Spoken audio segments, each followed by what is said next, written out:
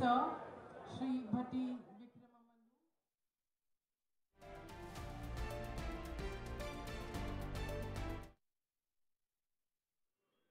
P Janardhan Reddy flyover ప్రారంభోత్సవానికి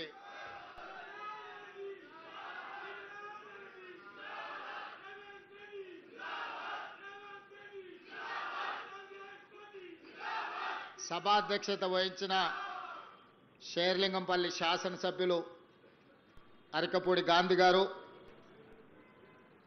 ఈ కార్యక్రమంలో నాతో పాటు ముఖ్య అతిథులుగా విచ్చేసిన రంగారెడ్డి జిల్లా ఇన్ఛార్జ్ మంత్రివర్యులు దుద్దిల్ల శ్రీధర్ బాబు గారు, హైదరాబాద్ నగర ఇన్ఛార్జ్ మంత్రివర్యులు మిత్రులు పొన్నం ప్రభాకర్ గారు, గ్రేటర్ హైదరాబాద్ నగర మేయర్ గద్వాల విజయలక్ష్మి గారు, శాసన మండలిలో చీఫ్ విప్ మాజీ మంత్రివర్యులు పట్నం మహేందర్ రెడ్డి గారు, రాజ్యసభ సభ్యులు అనిల్ కుమార్ యాదవ్ గారు, శాసన మండలి సభ్యులు అద్దంకి దయాకర్ గారు, అదేవిధంగా వేదిక మీద గ్రేటర్ హైదరాబాద్కు సంబంధించిన చాలామంది యువమిత్రులు కార్పొరేటర్లు, అదేవిధంగా పీజేఆర్ కుటుంబ సభ్యులు, పీజేఆర్ అభిమానులందరికీ కూడా మనస్ఫూర్తిగా అభినందనలు కృతజ్ఞతలు తెలియజేస్తున్నా.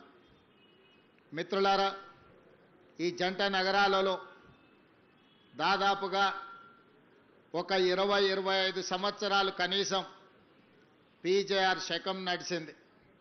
ఆనాడు ఇతర ప్రాంతాల నుంచి, ఇతర జిల్లాల నుంచి, ఇతర రాష్ట్రాల నుంచి ఈ నగరానికి ఉపాధి కోసం, జీవనోపాధి కోసం ఎవరు వచ్చినా వాళ్ళు నివసించడానికి నిల్వ నీడనిచ్చిన ఈ నగరంలో ఎక్కడైనా ప్రభుత్వ స్థలంలో వాళ్ళు సొంతంగా పేదవాళ్ళు ఒక చిన్న ఇల్లు కట్టుకున్నా, అదేవిధంగా ఉద్యోగ సంఘాలు లేదా ప్రైవేట్ వ్యక్తులు చిన్న చిన్న కాలనీలు కట్టుకొని మౌలిక వసతులు లేకపోయినా, లేదా వలస వచ్చిన వాళ్ళ మీద ఎవరైనా అన్యాయంగా దౌర్జన్యాలు చేస్తే ఆనాడు పీజేఆర్ గారు పిలిస్తే పలికే నాయకుడిగా ఈ పేదలందరికీ అండగా నిలబడ్డాడు. ఎప్పుడైనా, ఏ రాత్రి అయినా, ఏ పగలైనా పేదవాడికి కష్టం వచ్చిందంటే పలికే నాయకుడిగా, పిలిస్తే పలికే నాయకుడిగా పి జనార్దన్ రెడ్డి గారు ఎనలేని సేవలను అందించారు.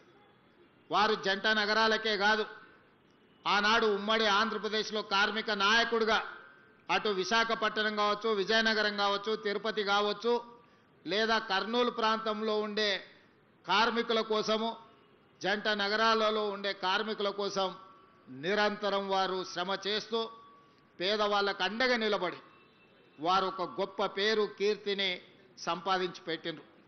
అదేవిధంగా 1994 నుంచి 99 వరకు సిఎల్పి నాయకులుగా వారు చేసిన పోరాటం ఎప్పటికీ జంట నగర వాసులు మర్చిపోరు.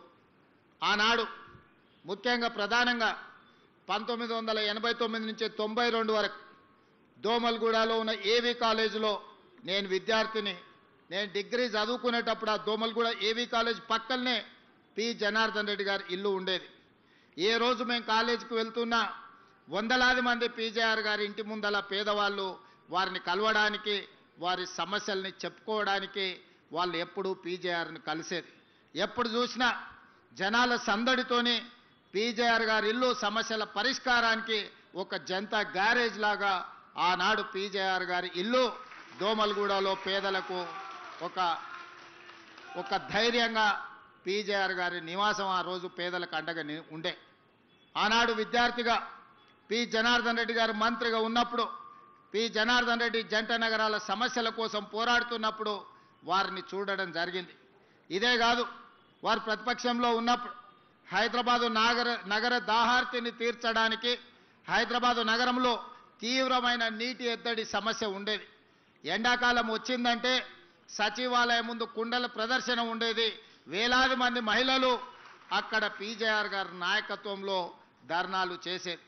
ఆనాటి ప్రభుత్వం మీద పీజేఆర్ గారు చేసిన పోరాటం వల్ల కృష్ణానది జలాలను తీసుకొచ్చి నాగార్జున సాగర్ నుంచి హైదరాబాద్కి కృష్ణానది జలాలను తరలించి హైదరాబాదు నగర ప్రజల దాహార్తిని తీర్చడానికి ఆనాడు పీజేఆర్ గారు చేసిన పోరాటమే ఈరోజు హైదరాబాదు నగర ప్రజల యొక్క దాహార్తిని తీర్చే అవకాశంగా ఏర్పడ్డది.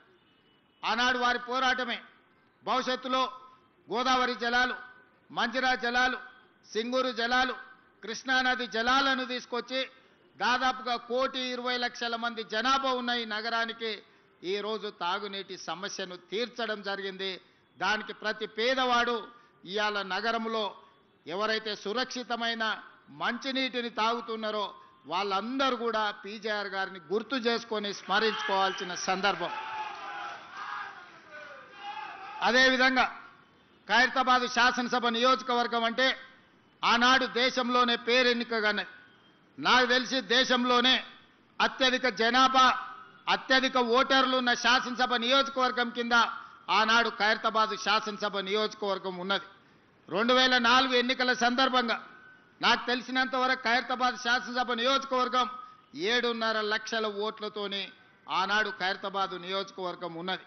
అయితే ఈరోజు హైటెక్ సిటీగా మనం చెప్పుకునే ఈ ప్రాంతం అభివృద్ధి పదం వైపు నడిచి ప్రపంచ దిగ్గజ కంపెనీలకి ఇవాళ వేదికైన ఈ షేర్లింగంపల్లి, గచ్చిబౌలి ప్రాంతం ఆనాడు ఖైరతాబాదు శాసనసభ నియోజకవర్గంలో ఒక భాగమే అన్న సంగతి ఇవాళ మనం అందరం గుర్తు చేసుకోవాల్సిన అవసరం ఉన్నది. మిత్రులారా, ఈరోజు మనం హైటెక్ సిటీ అని పిలిచే ఈ హైటెక్ సిటీ 1992లో పీజేఆర్ గారు మంత్రి ఉన్నప్పుడు, నేదురుమల్లి జనార్దన్ రెడ్డి గారు ముఖ్యమంత్రిగా ఉన్నప్పుడు, పెద్దలు పివి నరసింహారావు గారు ప్రధానమంత్రిగా దేశానికి సేవలు అందించినప్పుడు రాజీవ్ గాంధీ టెక్నాలజీ పార్కు కింద ఇక్కడ హైటెక్ సిటీకి మొట్టమొదట పునాది రాయేసి ఆనాడు ప్రారంభోత్సవ కార్యక్రమం పి జనార్దన్ రెడ్డి గారి నేతృత్వంలోనే పునాది రాయబడ్డది. ఆ తర్వాత కాలాంతరంలో దాన్ని మహారాష్ట్రకు తరలించాలని కుట్రలు జరిగితే కూడా పీజేఆర్ గారు అడ్డంబడి ఆ హైటెక్ సిటీని ఆనాడు రాజీవ్ గాంధీ టెక్నాలజీ పార్క్గా పిలిచిన ఆ సాంకేతిక నైపుణ్యాన్ని ఇక్కడనే వారు ఆపినారు. ఆ తర్వాత వచ్చిన ఆంధ్రప్రదేశ్ ముఖ్యమంత్రిగా చంద్రబాబు నాయుడు గారు బాధ్యతలు చేపట్టిన తర్వాత 1998లో రాజీవ్ గాంధీ టెక్నాలజీ పార్కును హైటెక్ సిటీగా మార్చి ఆనాటి ప్రధానమంత్రి అటల్ బిహారీ వాజ్పేయి గారిని పిలిపించి పెద్ద ఎత్తున అక్కడ అభివృద్ధి కార్యక్రమాలు తీసుకొచ్చి ఆనాడు సైబరాబాదు ప్రణాళికలు రచించి చంద్రబాబు నాయుడు గారు ఈ ప్రాంతాన్ని అభివృద్ధిని ఇంకొక స్థాయికి తీసుకెళ్లడానికి వారి కృషి చేసిండ్రు. ఆనాడు పివి నరసింహారావు గారు ప్రధానమంత్రిగా ఉన్నప్పుడు పి జనార్దన్ రెడ్డి, నేదురుమల్లి జనార్దన్ రెడ్డి గారు మంత్రిగా ముఖ్యమంత్రిగా ఉన్నప్పుడు వేసిన శిలాఫలకమే పునాది రాయే ఆ తర్వాత హైటెక్ సిటీగా మారింది. అటల్ బిహారీ వాజ్పేయి, చంద్రబాబు నాయుడు గారి నేతృత్వంలో ఈరోజు ఈ ప్రాంతం అంతా విస్తరించింది. ఇవాళ ఈ ప్రాంతంలో ప్రపంచ దేశాలలో దిగ్గజ కంపెనీలైన అది గూగుల్ కావచ్చు, ఇన్ఫోసిస్, మైక్రోసాఫ్ట్ కావచ్చు, ఇట్లా చెప్పుకుంటూ వెళ్తే 500 ఫార్చ్యూన్ కంపెనీలలో 85 ఫార్చ్యూన్ కంపెనీలు ఇవాళ ఈ ప్రాంతంలో షేర్లింగంపల్లి నియోజకవర్గంలో వాటి కార్యక్రమాలు కొనసాగిస్తున్నాయంటే ఆనాటి ప్రధానమంత్రులు పివి నరసింహారావు గారు, అటల్ బిహారీ వాజ్పేయి గారు తీసుకున్న నిర్ణయమే ఈరోజు ఈ నగరం ఒక మహానగరంగా రాణించడమే కాదు, ప్రపంచ దేశాలలో ఉన్న దిగ్గజ కంపెనీలు ఇవాళ ఈ ప్రాంతానికి వచ్చినాయి. లక్షలాది మంది నిరుద్యోగ యువకులకు ఉద్యోగ ఉపాధి అవకాశాలు కల్పించినాయి. ఇదే కాదు, ఇవాళ ఈ తెలంగాణ ఆర్థిక ఆదాయంలో దాదాపుగా 60-65% నగరం నుంచే ఆదాయం వస్తుంది. ఆ ఆదాయమే ఈరోజు తెలంగాణ రాష్ట్ర అభివృద్ధికి మనం వినియోగించుకుంటున్నాం. మరి అలాంటిది ఈ నగరాన్ని ఇంకా గొప్ప నగరంగా తీర్చిదిద్దాలన్న ఆలోచన మళ్ళీ శ్రీమతి సోనియా గాంధీ గారి నేతృత్వంలో ఏర్పడ్డ తెలంగాణ రాష్ట్రంలో ప్రజాపాలన ఇందిరమ్మ రాజ్యం వచ్చిన తర్వాత 2023 డిసెంబర్ 7 నాడు మళ్ళీ అదే సంకల్పంతో అభివృద్ధి పదం వైపు నడిపించాలని మేము ముందుకు వచ్చినాం. దాంట్లో భాగంగా అరకపూడి గాంధీ గారు కావచ్చు, మహేందర్ రెడ్డి గారు కావచ్చు, గద్వాల విజయలక్ష్మి గారు కావచ్చు, డిప్యూటీ మేయర్ కావచ్చు, లేదా వేదిక మీద ఉన్న చాలా మంది కార్పొరేటర్లు ఈ నగర అభివృద్ధిలో భాగస్వాములం అవుతాం, మీకు అండగా నిలబడతాం, మీరు చేసే ప్రయత్నానికి మేము సంపూర్ణంగా సహకరిస్తామని చెప్పి ఈరోజు ఈ ప్రజాప్రతినిధులందరూ కూడా ముందుకు వచ్చి ప్రభుత్వం చేసే అభివృద్ధి కార్యక్రమాల్లో భాగస్వాములు అవ్వడమే కాదు, వాళ్ళ అనుభవాలను, వాళ్ళ సూచనలను ఈరోజు ప్రభుత్వానికి అందిస్తున్నారు. వాళ్ళందరూ అభివృద్ధిలో భాగస్వాములు కావాలి. ఈ నగరం ఒక గొప్ప నగరంగా అభివృద్ధి చెందాలి. ఈ నగరం బెంగళూరుతోనో, ఢిల్లీతోనో, ముంబైతోనో, చెన్నైతోనో పోటీ కాదు. ఈ నగరం న్యూయార్క్తోనో, టోక్యోతోనో, జపాన్తోనో పోటీ పడాలి. సింగపూర్ అంత గొప్పగా ఎదగాలి అని వీళ్ళందరూ ముందుకొచ్చి ఈనాడు ఈ ప్రభుత్వానికి అండగా నిలబడి ముందుకు వెళ్తున్నారు. ఎప్పుడైనా మంచి పనులు చేసేటప్పుడు ఇవాళ వీళ్ళే కాదు, ఆనాడు దేవతలు యజ్ఞాలు చేసినప్పుడు కూడా రాక్షసులు వచ్చి ఆ యజ్ఞానికి భంగం కలిగించడానికి ప్రయత్నం చేసిండ్రు. అంత మాత్రాన దేవతలు చేసే యజ్ఞాన్ని ఎక్కడ వాళ్ళ అవంతరాలు కల్పించిన ఆగిపోలేదు. ఈరోజు ఈ నగరాన్ని ఒక మహానగరంగా న్యూయార్క్, టోక్యో లాంటి నగరాలతో పోటీ పడే విధంగా మేము చేసే అభివృద్ధిలో ఎవరు అడ్డుపడ్డా కూడా అడ్డంకులను తొలగించుకుంటాం, అవాంతరాలను అధిగమిస్తాం. ఈ నగరాన్ని గొప్ప నగరంగా తీర్చిదిద్దడానికి ప్రణాళికలు తీసుకొని తెలంగాణ రైజింగ్ 2047 ప్రణాళికతోని ఈరోజు ముందుకు వెళ్ళాలని మేము నిర్ణయం తీసుకున్నాం. ఇవాళ ఇక్కడున్న ఫ్లోర్ లీడర్ రాజశేఖర రెడ్డి గారు కావచ్చు, మిగతా వాళ్ళందరూ కూడా మన ప్రణాళికల్ని ప్రజలకు తీసుకెళ్ళండి. మీరే ఈ కార్పొరేటర్లు, ఈ జంట నగరాల్లో ఉన్న ఈ శాసనసభ్యులే ప్రజలకు వివరించండి. ఈరోజు ప్రజలకు అభివృద్ధి కావాలి. ప్రజలకు రాజకీయాలతో సంబంధం లేదు. ప్రభుత్వానికి కూడా ఇప్పుడు రాజకీయాలు చేరుకోవాలనుకోవట్లేదు. ఎన్నికలు వచ్చినప్పుడే రాజకీయాలు. ఇప్పుడు అభివృద్ధిని చెయ్యడమే మా బాధ్యతగా భావిస్తున్నాం. అందుకే ఈరోజు ఔటర్ రింగ్ రోడ్డు ఇన్సైడ్ ఏదైతే హైదరాబాద్ నగరం ఉందో కోర్ అర్బన్ రీజన్గా ఇవాళ తీర్చిదిద్దాలని, ఔటర్ రింగ్ రోడ్డు నుంచి ఈరోజు రీజనల్ రింగ్ రోడ్డు దాదాపుగా 363 కిలోమీటర్లతోని రీజనల్ రింగ్ రోడ్డుని ఇవాళ RRRను మనం ప్రణాళిక చేసినాం. అక్కడి వరకు సెమీ అర్బన్ రీజన్గా రీజనల్ రింగ్ రోడ్డు అవతల మిగతా తెలంగాణ ప్రాంతాన్ని రూరల్ తెలంగాణగా 3 లేయర్లుగా ఈరోజు తెలంగాణ రాష్ట్రాన్ని విభజించాలనుకున్నాం. రాబోయే 100 రోజుల్లో కోర్ అర్బన్ రీజన్కి సంబంధించిన ప్రణాళికలు సిద్ధమవుతున్నాయి. ఆ ప్రణాళికలలో భాగంగా ఈరోజు ఢిల్లీ దేశ రాజధాని, పార్లమెంట్ అక్కడే ఉంది, ప్రధానమంత్రి గారు అక్కడే ఉన్నారు, కేంద్ర మంత్రులంతా అక్కడనే ఉంటారు. కానీ కాలుష్యం పెరిగిపోయి అక్కడ పాఠశాలలకు సెలవులు, పార్లమెంటుకు సెలవులు, ప్రజలు రోడ్ల మీదకి రావడానికి సెలవులు. ఈరోజు ఢిల్లీ నగరంలో నివసించలేని పరిస్థితి వచ్చింది. దీనికి ప్రధానమైన కారణం ఇంత పెద్ద దేశంలో, దేశ రాజధానిలో ప్రజలు నివసించలేని పరిస్థితి వచ్చింది అనంటే ఆనాటి పాలకులు ఢిల్లీ నగరంలో సరైన ప్రణాళికలు రచించకపోవడం వల్ల ఈరోజు విపరీతమైన కాలుష్యం వల్ల ఢిల్లీ నగరంలో నివసించలేని పరిస్థితి. చెన్నైలో వర్షాలు వస్తే లేదా ట్రాఫిక్ సంగతి మీరు చూశారు, చెన్నై వర్షానికి అతలాకుతలం అయిపోతుంది. బెంగళూరు నగరం ఈరోజు ట్రాఫిక్లో చిక్కుకొని ఎయిర్పోర్ట్కు పోవాలంటే నగరంలో నుంచి 6 గంటల ముందు బయలుదేరాల్సిన పరిస్థితి వచ్చింది. మరి ఇవాళ మిత్రులారా, జంట నగరాలలో ఉండే యువకులారా, మీరు ఆలోచన చేయండి. మనం ముంబై నుంచి, చెన్నై నుంచి, ఢిల్లీ నుంచి నేర్చుకోవాల్సిన అవసరం ఉన్నదా లేదా? అక్కడ వస్తున్న అవాంతరాలు, ఉపద్రవాన్ని దృష్టిలో పెట్టుకొని మన నగరానికి ప్రణాళికలు సిద్ధం చేసుకోవాల్సిన అవసరం ఉందా లేదా? ఇంకా రాజకీయాల ముసుగులో ప్రభుత్వం చేసే కార్యక్రమాలను అడ్డుకునే వాళ్ళను క్షమించుకుంటూ పోదామా? మీరు ఒక్కసారి ఆలోచన చేయండి. ప్రజలకు తీర్పు ఇచ్చిండ్రు. 5 సంవత్సరాలు ఎవరు పరిపాలన సాగించాలనో ప్రజలు ఆమోదం తెలిపిండ్రు.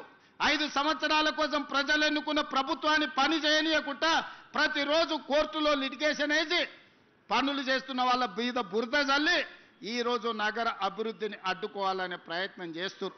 ఇవాళ ఫైనాన్షియల్ డిస్ట్రిక్ట్ అభివృద్ధి అయితే దాదాపుగా 10 లక్షల మందికి ఉద్యోగాలు వచ్చినాయి. ఈరోజు ఇక్కడనే దుర్గం చెరువు పక్కన నాలెడ్జ్ పార్క్ వస్తే 5 లక్షల మందికి ఉద్యోగాలు వచ్చినాయి.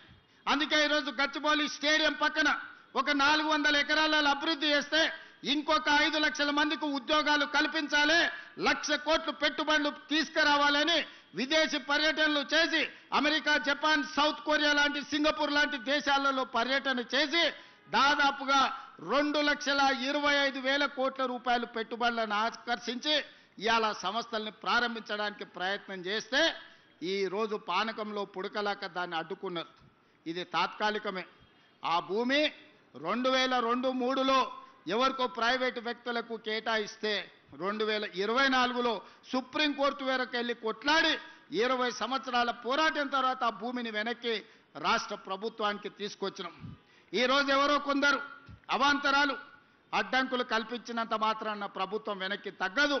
చట్టసభలలోనే కాదు న్యాయస్థానాలలో న్యాయం కోసం కొట్లాడి ఆ స్థలాన్ని మళ్ళీ వెనక్కి తీసుకొచ్చి పెద్ద ఎత్తున ఐటీ కంపెనీలను అక్కడ ప్రారంభించడమే కాదు లక్షలాది ఉద్యోగాలను కల్పించే ప్రయత్నము మన ప్రభుత్వం చేస్తుంది. ఇదే కాదు ఇవాళ జంట నగరాలలో ఉన్న కాలుష్యాన్ని మనం తగ్గించుకోవాలి. ఇవాళ కాలుష్యమే యమపాశమై మన ప్రాణాలు తీసుకుంటుంది. ఇవాళ చాలామంది మీరు చూస్తున్నారు నగరంలో కాలుష్యం ఎట్లా పెరుక్కుంటూ పోతుందో. అందుకే నాలాల అడ్డంకులు తొలగిస్తున్నాం, చెరువుల కబ్జాలకు విముక్తి కలిగిస్తున్నాం, రోడ్ల వెడల్పు కార్యక్రమాలు చేస్తున్నాం, ఫ్లైఓవర్ బ్రిడ్జ్లు కడుతున్నాం, అండర్ పాసులు కడుతున్నాం. ఈరోజు ఎక్కడ ఏమి కావాలన్నా రాబోయే 100 సంవత్సరాలకు ఈ నగరం ఏ విధంగా ప్రజలకు ఉండాలో ఈరోజు బ్రహ్మాండమైన ప్రణాళికలతో ముందుకు వస్తున్నాం. మా మిత్రులు పొన్నం ప్రభాకర్ గారికి నేను ఆదేశాలు ఇచ్చిన నగరంలో ఆర్టీసీ బస్సులు డీజిల్ బస్సులు ఎక్కువ కాలుష్యాన్ని వెదజల్లుతున్నాయి. ఈ నగరంలో 3000 ఆర్టీసీ బస్సులు తిరుగుతున్నాయి. ఈ డీజిల్ 3000 ఆర్టీసీ బస్సులను ఔటర్ రింగ్ రోడ్డు లోపల వద్దు, బయటికి జిల్లాలకు తరలించండి. ఈ నగరంలో మొత్తం 3000 ఎలక్ట్రిక్ వెహికల్స్ ఎలక్ట్రిక్ ఆర్టీసీ బస్సులను మీకు ఇస్తామని చెప్పి కేంద్ర ప్రభుత్వంతో మాట్లాడి రాబోయే సంవత్సరం లోపల నగరంలో మొత్తం డీజిల్ బస్సులను నగరం అవతలికి తరలించడమే కాదు 3000 ఎలక్ట్రిక్ బస్సులను నగరానికి అందించి కాలుష్యాన్ని తగ్గించే ప్రయత్నం చేస్తాం. ఇదే కాదు ఈరోజు ఆటోలలో కూడా డీజిల్తో పాటు కిరోసిన్ లేకపోతే పెట్రోల్తో నడుపుతున్నారు. ఇవి కూడా కాలుష్యం పెంచుతున్నాయి. అందుకే నగరంలో ఆటోల కొనుగోలుని గత ప్రభుత్వం నిషేధించింది. కానీ నేను వచ్చిన తర్వాత నిషేధాన్ని సడలించి ఎలక్ట్రిక్ ఆటోలు కొనుక్కున్నా లేకపోతే మన సిఎన్జి ఆటోలను కొనుక్కున్నా మళ్ళా ఆటో కార్మికులకు కొత్త ఆటోలు కొనుక్కోవడానికి ఈరోజు అనుమతిస్తున్నాం. ఇవాళ ఆటో కార్మికులకు నేను విజ్ఞప్తి చేస్తున్నా, మీ డీజిల్ ఆటోలను తీసేయండి, ఎలక్ట్రిక్ ఈవీ ఆటోలు కొనుక్కోండి. ప్రభుత్వం వైపు నుంచి కూడా మీకు సహకారం అందించే బాధ్యత తీసుకోవటం. అదేవిధంగా ఊబర్ ఓలా ఆర్టీసీ మీ ట్యాక్సీలు నడుపుతున్న కార్ల వాళ్ళకు కూడా ఈరోజు ఏ కారు కొనుక్కున్నా ₹1 కూడా రిజిస్ట్రేషన్ ఛార్జెస్ వాటి మీద పన్నులు లేవు. ఈరోజు ఎలక్ట్రిక్ వెహికల్స్ ఎవ్వరు కొనుక్కున్నా అదానీ అంబానీలు టాటాలు బిర్లాలు హైదరాబాద్లో ఎలక్ట్రిక్ వెహికల్ కొనుక్కున్నా వాళ్ళ మీద ₹1 కూడా పన్ను లేదు. 100% పన్ను రద్దు చేసినాం. ఎందుకు అంటే ఈరోజు కిరాయికి నడిచే ఊలా ఊబరే కాదు పెద్ద పెద్ద బిర్లాలు టాటాలు కూడా ఈరోజు ఈ నగర కాలుష్యాన్ని తగ్గించాలంటే పెట్రోల్ డీజిల్ కార్లు కొనొద్దు అని ఈరోజు ఈవీ వెహికల్స్కి ట్యాక్స్ ఫ్రీ చేసినాం. దేశంలో ఎక్కడ లేదు ఈ విధానం. అందుకే ఈరోజు నగరంలో కొనుక్కునే ప్రతి వెహికల్ ఈవీ వెహికల్ కొనుక్కోండి, మీకు ₹1 కూడా పన్ను పడదు. డైరెక్ట్ కారు కొనుక్కొని రిజిస్ట్రేషన్ చేసుకుంటే సరిపోతే మిగతా ఏ పన్నులు కట్టాల్సిన అవసరం లేదు. అదేవిధంగా నాలాలు కబ్జాలు చేసిండ్రు. దాంతో వర్షాలు వచ్చినప్పుడు మురుగునీరుతో పాటు వర్షపు నీళ్ళన్నీ అడ్డం పడుతున్నాయి. ఇవాళ చిన్న వర్షం వస్తే రోడ్ల మీద నడుముల లోతు నీళ్లు నిలబడుతున్నాయి. ఎక్కడికక్కడ చెరువులు కబ్జాయినాయి, నాలాలు కబ్జాయినాయి. మరి నీళ్ళు ఎక్కడికి వెళ్ళాలి? నీళ్లు ఉండాల్సిన ప్రదేశంలో మనం అపార్ట్మెంట్స్ కట్టుకుంటే మనం ఉండాల్సిన ప్రాంతాన్ని నీళ్లు ఆక్రమించుకుంటున్నాయి. నీళ్లు రోడ్ల మీదకి రాలే. నీళ్లు ఉండాల్సిన చెరువులను కుంటలను నాలాలను మనం కబ్జా పెట్టుకుంటే ఆ నీళ్లు ఎక్కడికి పోవాలనో తెలవక నగర రోడ్ల మీదకి నీళ్లు వస్తున్నాయి. అందుకే ఈరోజు హైడ్రా ద్వారా అన్యాయంగా ఆక్రమించుకొని ఈ చెరువులలో కడితే వాటిని తొలగించే ప్రయత్నం చేస్తున్నాం. ఆ మధ్యకాలంలో మీరు చూసి ఉంటారు, అక్కినేని నాగార్జున గారు కన్వెన్షన్ విషయంలో ప్రభుత్వం తొలగించింది. తర్వాత నాగార్జున గారు గుర్తించి వారే స్వయంగా ముందుకొచ్చి 2 ఎకరాలు అక్కడ చెరువుకు స్వయంగా వారే నన్ను కలిసి అప్పచెప్పి నగర అభివృద్ధిలో నేను ఒక హీరోగా ముందుంటా, మీరు ఒక మంచి సంకల్పంతో ఈరోజు ఆ చెరువును మీరు అభివృద్ధి చేస్తున్నారని చెప్పి 2 ఎకరాల స్థలాన్ని నాగార్జున గారు వాలంటీర్గా ముందుకొచ్చి ఈరోజు మనకు వారు హ్యాండ్ ఓవర్ చేయడం జరిగింది. ఈరోజు బతుకమ్మ కుంట వి హనుమంతరావు గారు ఎప్పుడు అంబర్పేట చౌరస్తాలో బతుకమ్మ కుంట గురించి 40 ఏళ్ళు కొట్లాడి 40 ఏళ్ళ కేసును హైకోర్టులో కొట్లాడి ఇవాళ బతుకమ్మ కుంటను 6 ఎకరాలు బీఆర్ఎస్ నాయకులు ఆక్రమించుకుంటే ఆ కబ్జా నుంచి విడిపించి ఇవాళ బతుకమ్మ కుంటను తయారు చేస్తున్నాం. వచ్చే బతుకమ్మలు బతుకమ్మ కుంట అంబర్పేటలో మా ఆడబిడ్డలతో ఆడిపించే కార్యక్రమాలు తీసుకెళ్తున్నాం. ఇవాళ మిత్రులారా, కోర్ అర్బన్ రీజన్ కావచ్చు, సెమీ అర్బన్ రీజియన్ కావచ్చు, రూరల్ తెలంగాణ కావచ్చు, ఒక ప్రణాళికబద్ధంగా డిసెంబర్ 9th లోపల మన విజన్ డాక్యుమెంట్ను రిలీజ్ చేసి తెలంగాణని 100 సంవత్సరాలకు అవసరమైన అభివృద్ధి కోసం ఈరోజు ప్రణాళికలు చేస్తున్నాం. ఇదే కాదు, అక్కడ ఎయిర్పోర్ట్ ఉంది, ఇక్కడ నగరం ఉంది, కానీ ఎయిర్పోర్ట్కి అవతలి వైపు విశాలమైన లక్షలాది ఎకరాల భూములు ఉన్నాయి. అందుకే అక్కడ 30,000 ఎకరాలల్లా భారత్ ఫ్యూచర్ సిటీ అని ఒక గొప్ప నగరాన్ని నిర్మించాలని ఎయిర్పోర్ట్ నుంచి మెట్రో రైలుతో పాటు పెద్ద హైవే కారిడార్స్ వేసి ఈరోజు ఒక నగరాన్ని మనం నిర్మించుకోబోతున్నాం. ప్రపంచంతోనే పోటీ పడే నగరాన్ని అక్కడ స్పోర్ట్స్ యూనివర్సిటీ, అదేవిధంగా ఆర్టిఫిషియల్ ఇంటెలిజెన్స్కి సంబంధించిన ఇన్వెస్ట్మెంట్స్, అదేవిధంగా ఫార్మా కంపెనీలకు నాన్ పొల్యూటెడ్ ఇండస్ట్రీస్ కోసం, ఐటీ కంపెనీల కోసం, అదేవిధంగా ప్రజలు నివసించడానికి అవసరమైన ఒక్క గొప్ప నగరాన్ని ఈరోజు అక్కడ నిర్మించుకోబోతున్నాం. 30,000 ఎకరాలల్లా దాదాపుగా 20,000 ఎకరాలు ఓపెన్ ఏరియా, ఒక 15,000 ఎకరాలు అయితే మొత్తం ఫారెస్ట్ కిందనే డెవలప్ చేస్తున్నాం. ఎందుకంటే ఈరోజు కాలుష్యం లేని నగరాన్ని నిర్మించాలి, నెట్ జీరో సిటీని నిర్మించాలని 30,000 ఎకరాలల్లా దాదాపుగా 15,000 ఎకరాలను పార్కుల కిందనే వదిలేస్తున్నాం.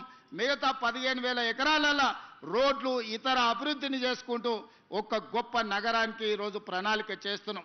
ప్రపంచమంతా ఈరోజు భారత్ ఫ్యూచర్ సిటీ వైపు చూస్తుంది.